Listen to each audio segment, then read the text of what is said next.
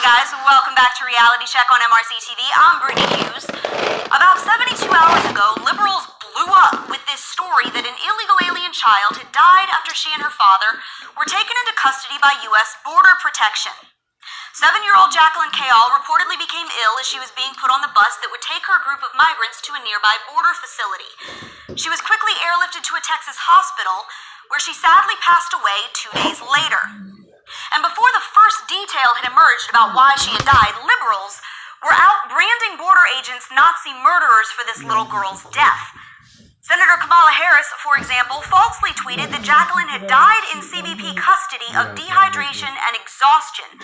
That was a lie. Former Bernie Sanders press secretary Erica Andiola tweeted that Jacqueline had died in a border facility icebox. That was a lie.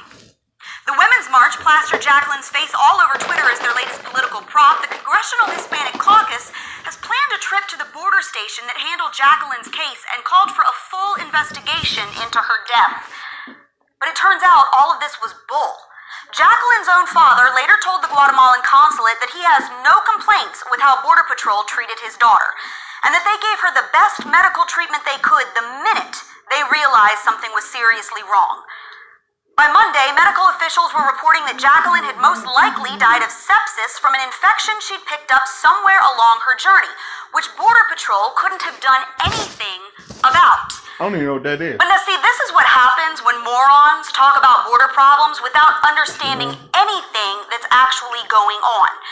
It's why liberals were so quickly duped into believing that family separation policies were this new Trump phenomenon, even though they weren't. Or why it was so easy for the media to con them with Obama-era photos of kids in cages. Back in 2016, when Obama was still in office and before bleeding heart leftists gave two rips about children dying at the border, I wrote a piece for MRC TV reporting how in one Arizona morgue, there were about 850 unidentified bodies of migrant men, women, children, and infants who had died trying to come here illegally. They're sitting in a freezer because we don't know who they are or where to send them. Where's the outcry then when children are keeling over in the desert because we can't be bothered to secure our own border?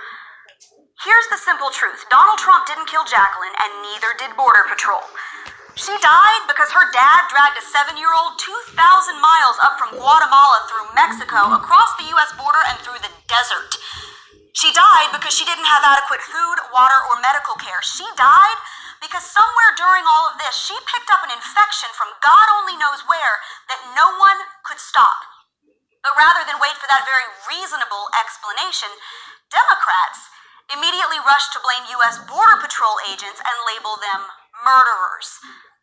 These are the same border agents, mind you, who are responsible for processing up to 500,000 illegal aliens every year, who are constantly rescuing people from the desert and hot trailer cars and stash houses, or fishing them out of the Rio Grande and medevacing them to local hospitals, all on our dime, by the way. But liberals would rather blame them and use the body of a little dead girl to score political points than fix the problem that led to her death in the first place. And until they decide to put people before politics, the morgues will continue to fill, and more children like Jacqueline will pay the price. And that's your Reality Check, America. The family of the 7-year-old Guatemalan girl who died of just because somebody says something don't mean it's true. Better go fact check that shit. Say their final goodbyes very soon. This as an investigation into the child's death is underway. Border reporter Oscar Margain has more in tonight's Border Brief. Epson has led the charge on digital